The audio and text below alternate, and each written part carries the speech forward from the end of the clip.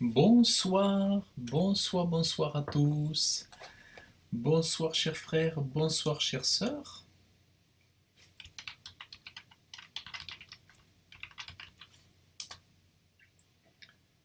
Bonsoir à tous. Alors ce soir, je voudrais faire un enseignement. C'est quel sort est-il réservé aux méchants et aux incrédules? Alors le but, bon, c'est aussi de pouvoir toucher ceux qui ne sont pas croyants, pouvoir les sensibiliser, les toucher leur cœur, et puis nous rappeler vraiment la chance, l'honneur que nous avons de, euh, de pouvoir avoir la foi. Donc voilà, alors je lance quelques invitations, et puis voilà, et puis je vais commencer. Donc nous sommes en direct sur Facebook. Et je suis en train d'enregistrer la vidéo pour qu'elle puisse être également diffusée sur YouTube. Donc le but, ça serait de pouvoir en faire profiter aussi à ceux qui seront sur YouTube. Donc elle sera diffusée là-bas aussi. Parce que souvent, il y a beaucoup de personnes qui regardent les enseignements sur YouTube. Voilà. Donc, alors ce sujet bon, va nous permettre voilà, de nous-mêmes d'être fortifiés par cette bonne nouvelle du salut que nous avons par la foi. Ce n'est pas en vain que nous avons cru, comme l'a dit la Bible parfois, ce n'est pas en vain qu'on a cru, c'est pour la résurrection, pour l'éternité. Donc c'est vraiment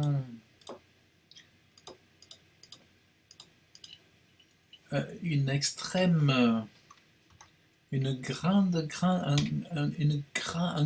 avantage à être enfant de Dieu, il y a un grand bénéfice, un grand bénéfice éternel à avoir la foi. La foi, c'est, je dirais, c'est tellement important d'avoir la foi.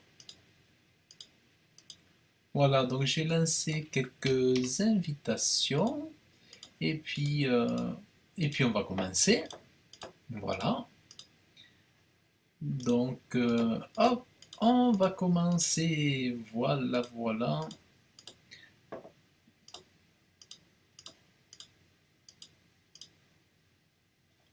Bonsoir, bonsoir. Père éternel, créateur du ciel et de la terre, Dieu tout-puissant, Dieu merveilleux, Dieu fort, je te rends grâce et je te remercie pour le vouloir et le faire que tu donnes. Je te remercie de ton esprit, de ton amour que tu déposes dans le cœur de chacun, l'amour de ta parole, de la connaissance, l'amour de l'enseignement, l'amour de notre prochain, l'amour de toi, Père, de Jésus-Christ, de ton Esprit Saint. Merci, Père, de remplir ma bouche, de me conduire et de toucher ceux auxquels tu veux parler, Père, ceux auxquels tu veux donner ce message, qu'ils puissent être touchés jusqu'à la repentance et jusqu'à la conversion et jusqu'au baptême. Père, je te prie, dans le nom de Jésus, donne-moi sagesse, intelligence, discernement, force et autorité dans le nom de Jésus. Amen. Et tout le peuple dit Amen. Donc, bonsoir à tous. Alors, la Bible dit, pardon,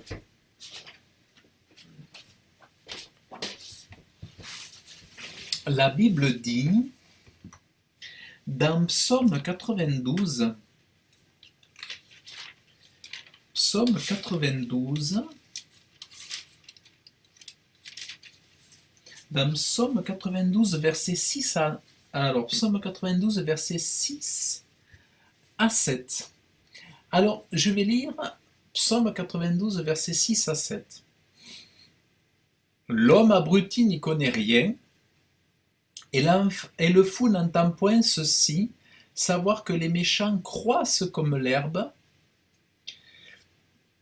et que tous les ouvriers d'iniquité fleurissent pour être exterminés éternellement.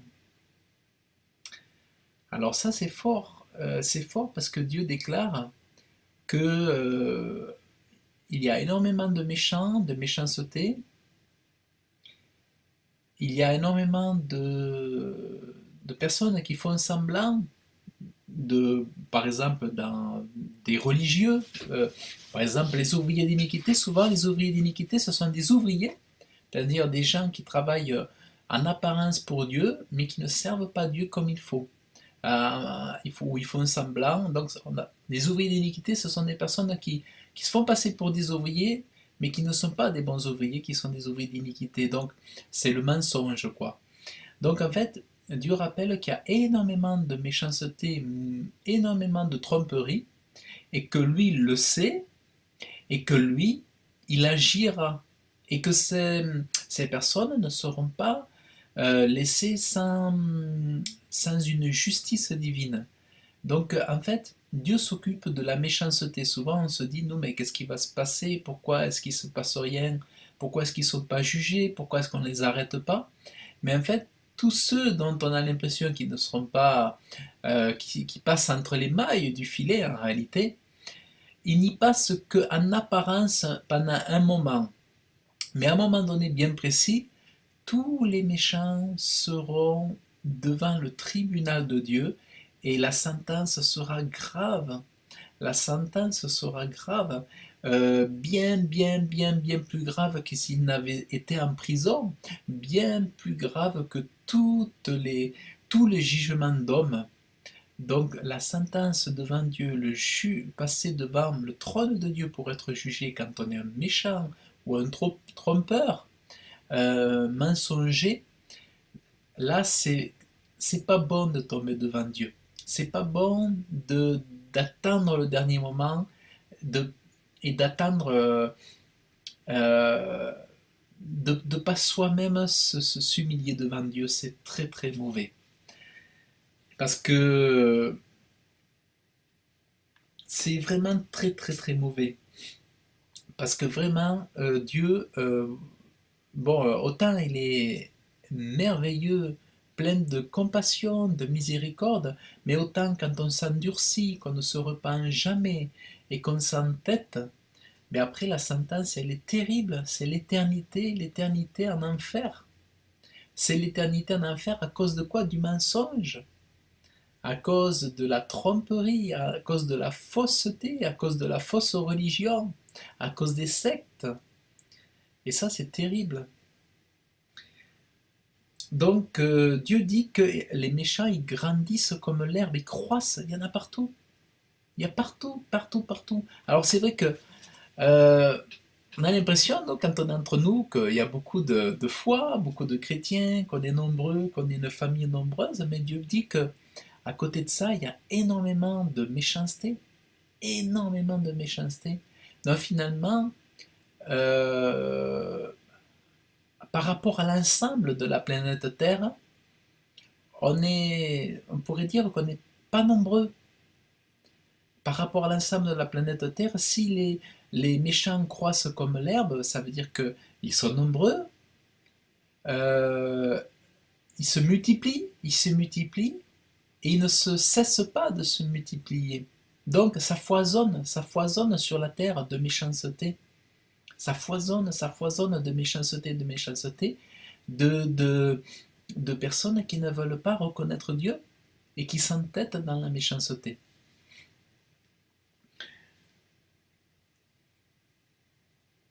Et Dieu dit qu'ils seront exterminés éternellement. Donc là, on parle vraiment du feu de l'enfer, des flammes de l'enfer, de cette éternité qui est la vengeance de Dieu envers toute injustice, euh, envers toute incrédulité. C'est le jugement de Dieu, c'est la colère de Dieu pour toute incrédulité et toute méchanceté d'homme. Toute personne Parce qu'on peut être méchant et puis se convertir, devenir un agneau. Donc le tout, c'est pas... Le problème n'est pas d'être méchant, mais le problème c'est de rester un méchant et de s'entêter là-dedans. Puisque au final, être méchant, c'est vrai, c'est un problème. Mais ce qui est le problème, c'est de le demeurer. Donc tout est possible avec Dieu. Un méchant peut devenir un agneau, une brebis. Un méchant peut devenir un homme adorable lorsqu'il est touché par la grâce de Dieu. Donc être méchant ne veut pas dire être condamné. Mais être condamné, c'est celui qui ne veut pas changer et qui ne veut pas se reconnaître comme puissamment malade, comme malade. Le principal, c'est que quel que soit le péché, quelles que soient nos difficultés, quel que soit le sale caractère, je dirais, nos sales désirs, nos sales pulsions, notre sale sexualité, notre sale perversion, ce qui est important, c'est non pas ce que comment dire de se dire voilà, c'est ne pas se dire c'est pas possible, je peux pas changer. Ce qu'il faut se dire, c'est je suis comme ça, je m'approche de Dieu parce que Dieu peut me changer. Dieu, dans son amour, s'il a donné son Fils Jésus-Christ pour moi, il est capable de me changer. Tel que je suis, sale, souillé comme je m'approche de Dieu, je tombe, je pleure à genoux devant Dieu, et ce Dieu-là peut me laver, me purifier, me sanctifier. Parce qu'il est écrit que c'est le sang de Jésus-Christ qui purifie. C'est par le sang de Jésus-Christ que nous sommes vainqueurs. Toute incrédulité peut être vaincue par l'amour de Dieu. Tout incrédule que tu dis dans ton cœur, Jésus-Christ, donne-moi la foi. Viens me sauver. Viens me délivrer de cette sale incrédulité, dans cette vie que je mène et que autant je peux aimer certains, autant je peux détester les autres. Aide-moi à être capable d'aimer toute ta création. Aide-moi à être capable d'aimer tous les hommes. Comment est-ce que je peux tantôt aimer, tantôt détester? Comment est-ce que je peux aimer les uns et mépriser les autres? Comment est-ce qu'un jour je peux être joyeux et le lendemain irascible et faire du mal autour de moi? Comment est-ce que je peux être luné un jour de bon pied, le lendemain de mon mauvais pied? Pourquoi est-ce que je fais du mal autour de moi?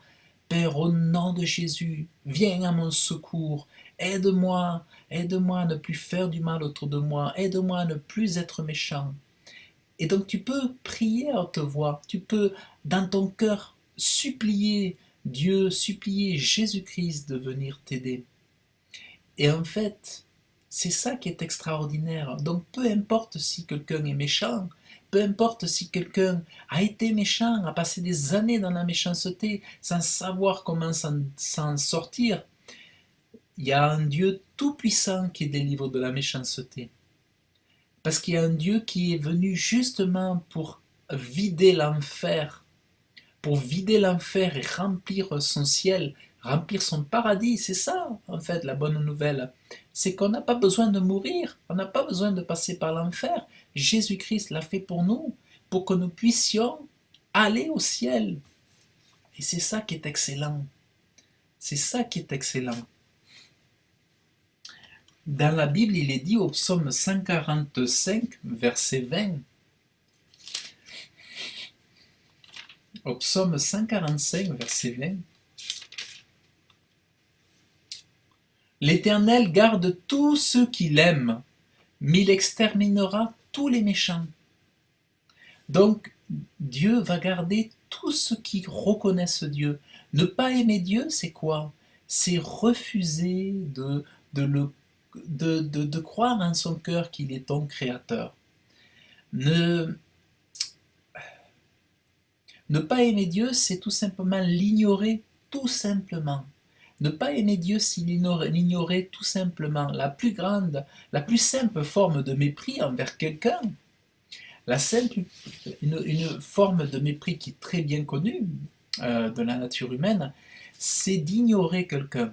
Ignorer quelqu'un, c'est une façon de l'affecter, de lui faire du mal. Si tu veux faire du mal à quelqu'un, tu sais très bien qu'en ignorant, tu lui feras du mal. Eh bien, toute personne vivante qui ignore le Dieu vivant, qui reconnaît qu'il est son créateur, eh bien toute personne qui ignore que Dieu est vivant, Dieu est là, disposé à t'entendre, disposé à s'approcher de toi si tu veux bien t'approcher de lui, mais si tu refuses, si tu refuses cet amour, si tu refuses de croire en ton créateur, eh bien, alors que tu as des années sur cette terre pour l'accepter, si tu le refuses tout le temps, jour après jour, eh bien, Dieu dit qu'il exterminera, il finira par exterminer ceux qui lui résistent. Et comment devenir une personne tout ordinaire dans ce monde et devenir méchant? Comment est-ce qu'une personne, un homme, une femme de famille, peut-elle être appelée méchant ou méchante? Eh bien, on devient méchant lorsque justement on ignore Dieu. Il suffit d'ignorer Dieu, de dire mais moi je crois pas en Dieu, moi je, je n'y crois pas, tout ça c'est des histoires, alors que tu vois très bien que le monde ne peut pas se créer tout seul. Tu vois très bien que tout a été fait par une même puissante, une intelligence extraordinaire.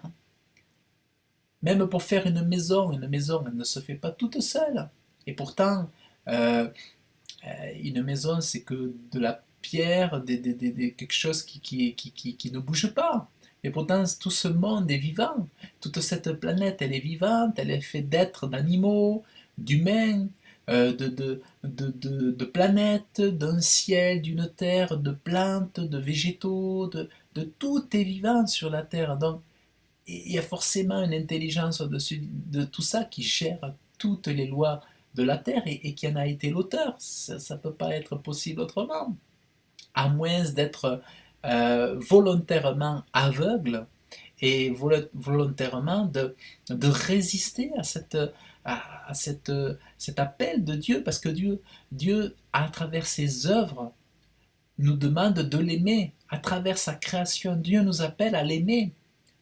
En fait, au travers des yeux, par nos yeux, par les odeurs, le parfum des plantes, les parfums de l'herbe, les parfums dans les bois, les parfums au bord de la mer, tout ça, c'est des œuvres de Dieu. Et toutes ces œuvres de Dieu sont faites pour toucher l'homme, pour que chacun puisse reconnaître l'immensité d'un créateur plein d'amour envers sa création, mais aussi envers ses créatures. Et Dieu se fait connaître au travers de ses créations.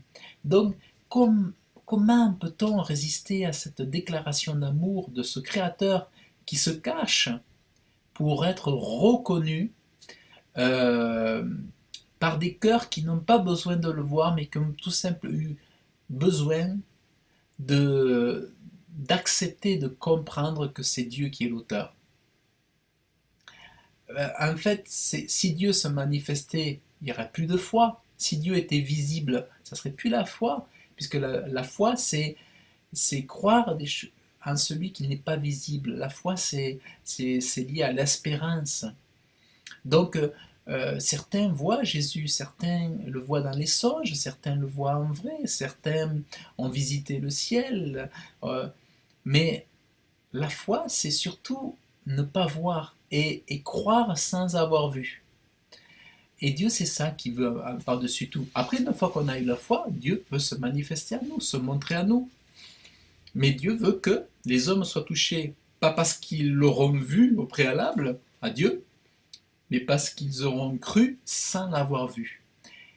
Et, et c'est vrai que les hommes, les femmes qui aiment avoir des jardins, des fleurs, des roses, des parcs, des enfants, une maison, avoir des amis, avoir la joie, le rire, avoir, des, avoir la nourriture, les légumes, les fruits, tout ça, et ne pas reconnaître Dieu, mais au fond, à la fin d'une vie, toute cette résistance pour ne pas croire en Dieu, surtout quand Dieu cherche à parler à ces personnes au travers d'enfants de Dieu, lorsqu'on résiste au témoignage, on dit mais Dieu t'aime, Dieu il t'aime, si je te parle c'est parce que Dieu parle à travers moi.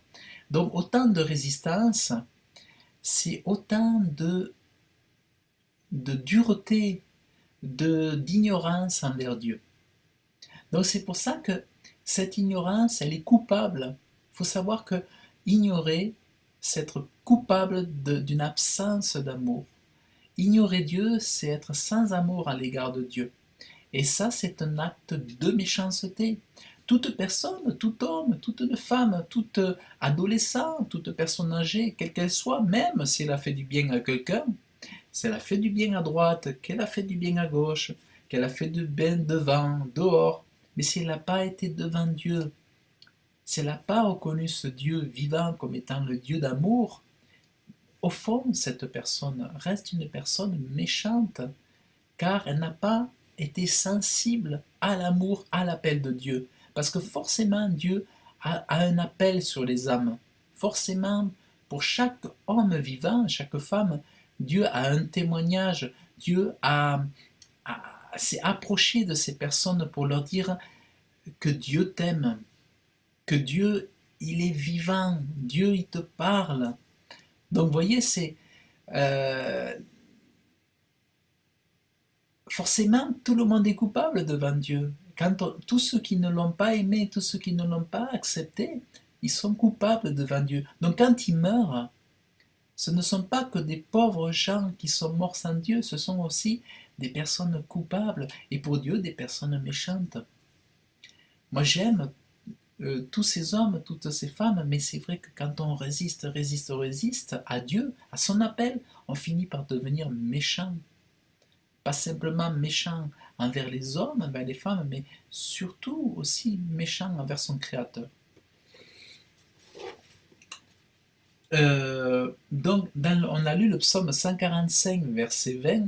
L'Éternel garde tout ce qu'il aime, mais il exterminera tous les méchants. Donc c'est l'extermination, hein, l'extermination.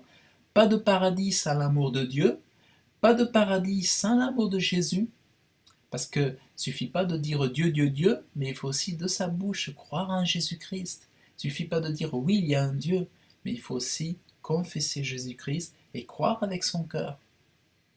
Sans la foi opérante par l'amour, impossibilité de voir le paradis. C'est ça vraiment que chacun doit se saisir de ça, et que personne ne se couche, sans accepter Dieu.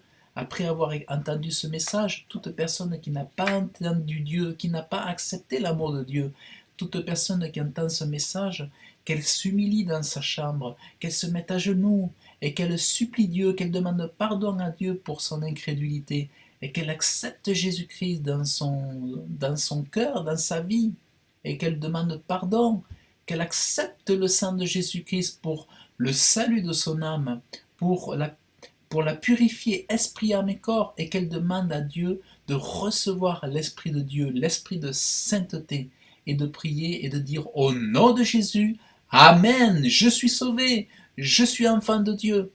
Parce que c'est ça qui est important. C'est ça la réussite sur la terre. Avant de continuer à chercher du matériel, avant de continuer à chercher des acquisitions, des positions, des bénéfices, des dividendes, des investissements, ce qui est super important, c'est de se poser et d'accepter Dieu, d'accepter Jésus-Christ dans sa vie. C'est ça, aujourd'hui, l'objectif numéro un majeur de toute âme humaine. C'est ça, parce que le sort réservé aux méchants, c'est horrible. C'est juste, parce que tout ce que Dieu fait juste, mais c'est horrible de savoir que ces choses-là vont arriver, et de n'avoir rien fait pour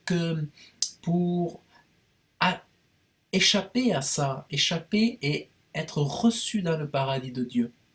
Donc c'est vraiment, vraiment important de recevoir Dieu, l'amour de Dieu, et de ne plus être compté dans le lot des méchants.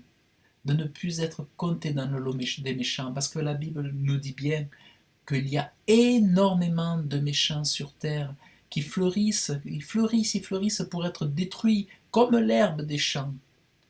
Ils seront détruits s'ils ne se repentent, s'ils ne se convertissent pas, ils seront détruits. Donc voilà. Donc que toi qui entends ce message, eh bien, que tu fasses le nécessaire. Il n'y a rien de plus important, rien de plus important. C'est vraiment ce qu'il y a de plus important.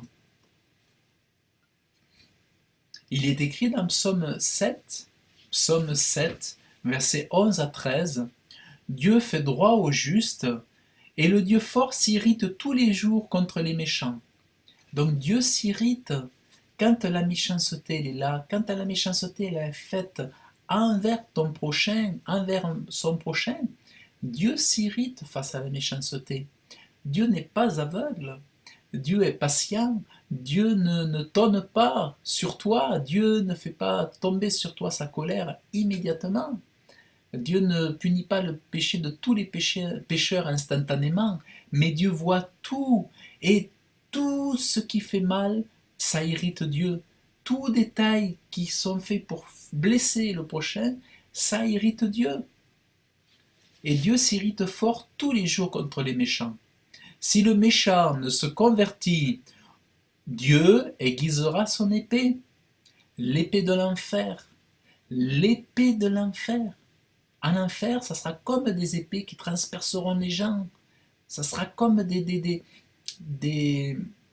comment dire, comme des persécutions, mais pour éternelles, des supplices éternels dans l'enfer qui seront le résultat de la récompense que Dieu va donner. Ça sera la rétribution qui sera faite aux méchants pour l'éternité.